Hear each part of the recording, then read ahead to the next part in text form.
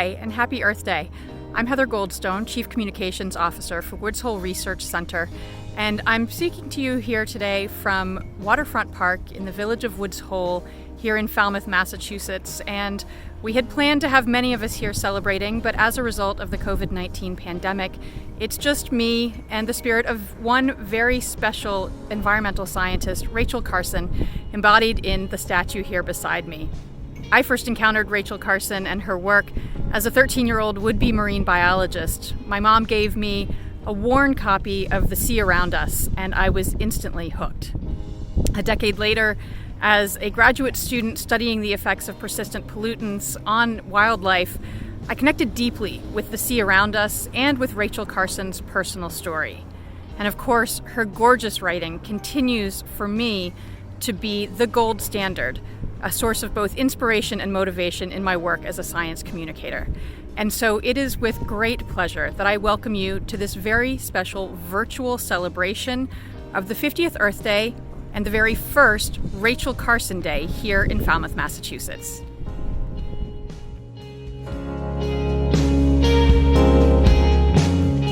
Hi everyone, I'm Susan Moran. I'm here on behalf of the Falmouth Board of Selectmen to honor the memory of Rachel Carson on Earth Day, its 50th anniversary, April 22nd, 2020. Today we celebrate the richness of Falmouth's environment and natural beauty and the numerous efforts of our community to take care of our town and our earth, including our initiatives to decrease the nitrogen content of our many ponds and embayments in Falmouth, such as restricting use of plastic bags, styrofoam and plastic water bottle sales on municipal property, and even adding stretch requirements to our building code, committing to reuse, renew, and recycle. Our efforts to reuse include collaborating with our scientific organizations, including Woods Hole Oceanographic Institute, Marine Biological Laboratory, Woods Hole Research Center, and the Woods Hole Business Association, and to partner with the town of Falmouth, especially the DPW Water Division, Falmouth Water Stewards, to facilitate and install the Waterfront Park Refill Reuse Falmouth Woods Hole Water Station. I'm excited to read the proclamation which was approved by the board. Whereas this year is the 50th anniversary of Earth Day, and whereas Rachel Carson's book, Silent Spring, is credited with the launch of the environmental movement, provoked the passage of the Clean Air Act, 1963, the Wilderness Act, 1964, the National Environmental Policy Act, 1969, the Clean Water Act and Endangered Species Act, both 1972, and led to the establishment of the Environmental Protection Agency in 1970.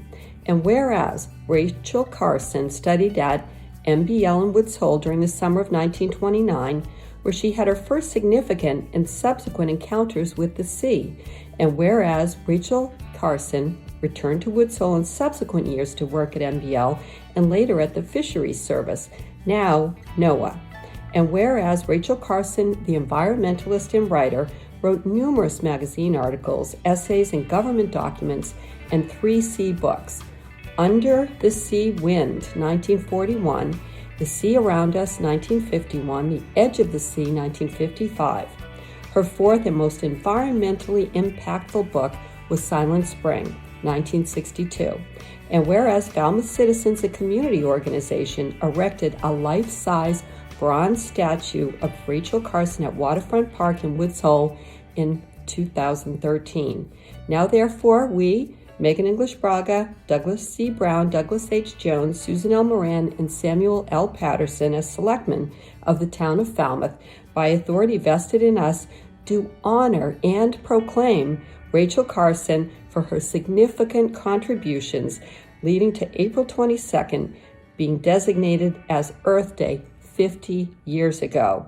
In witness whereof we have hereunto set our hand and caused the great sale of the town of Falmouth to be affixed on April 6, 2020. And I want to take this opportunity to thank all the volunteers that made this possible.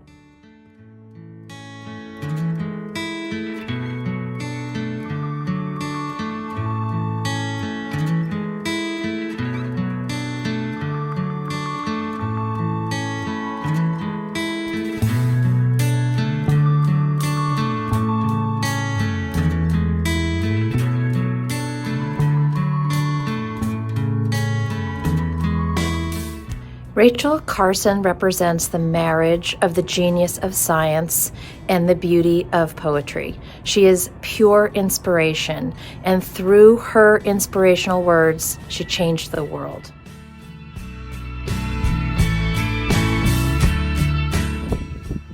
Rachel Carson is the ultimate problem solver. Her inquisitive intellect and her passion align with her values to understand and protect ecosystems and wildlife.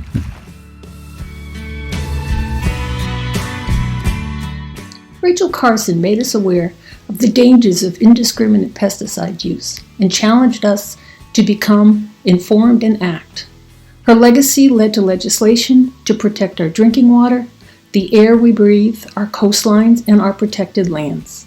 Personally, Rachel Carson influenced my career to ensure that sound science was used to structure environmental policies that will protect our environment for future generations.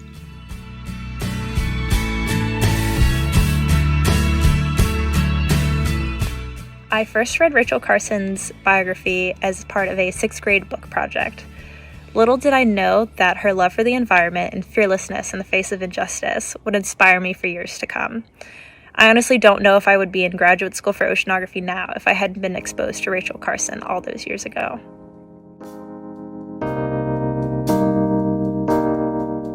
Rachel Carson had a tremendous influence on me. When I was younger, I knew I really wanted to do something in science, but I had no idea what type of research to pursue.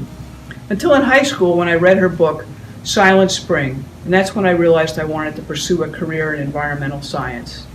I still have that copy of her book in my office, yellowed as the pages may be, and it reminds me of Rachel Carson, her courage, her insights, and on this Earth Day, how much of her work remains to be done.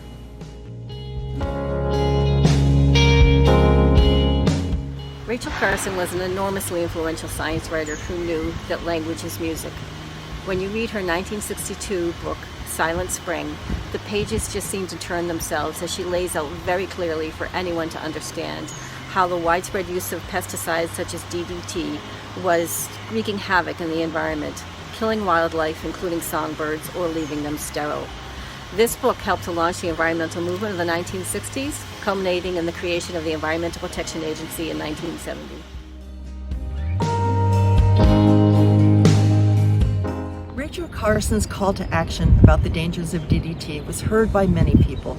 The gravestones here could have been metaphors for countless more deaths of birds and other species. Instead, high up in this tree is a pair of bald eagles bringing yet another new pair of chicks into the world this spring. DDT was banned in the 1970s, but we now know that its effects are still with us. In humans, for example, baby girls that experienced high levels of DDT in the womb decades ago are much more likely to get breast cancer when they reach their 40s and 50s.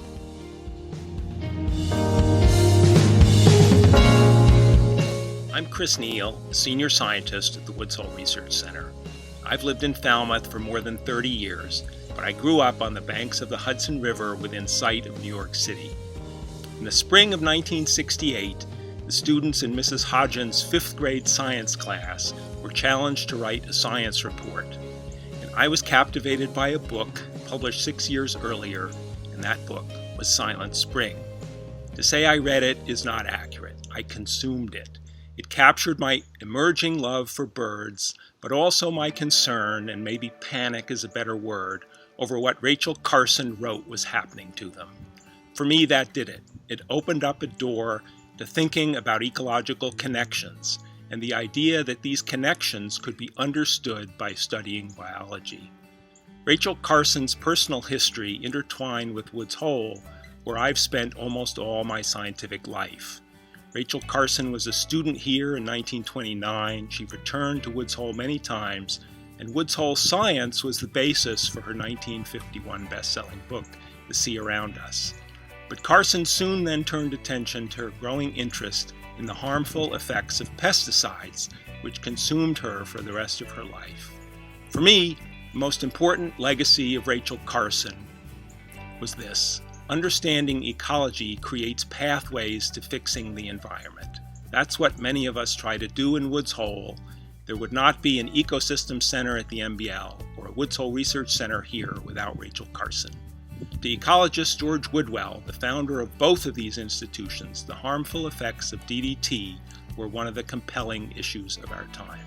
George believes science showed us how to fix things. So did Rachel, and so do I. Hello, this is Alan Robinson, and this is my Rachel Carson moment. Sun-spangled morning, a shadow passing across the dock. I look up.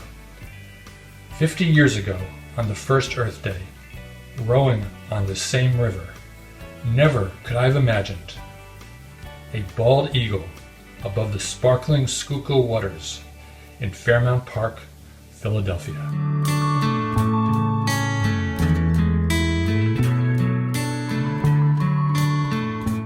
Hi, this is Alan Robinson of the Falmouth Water Stewards, here with my trusty refillable water bottle.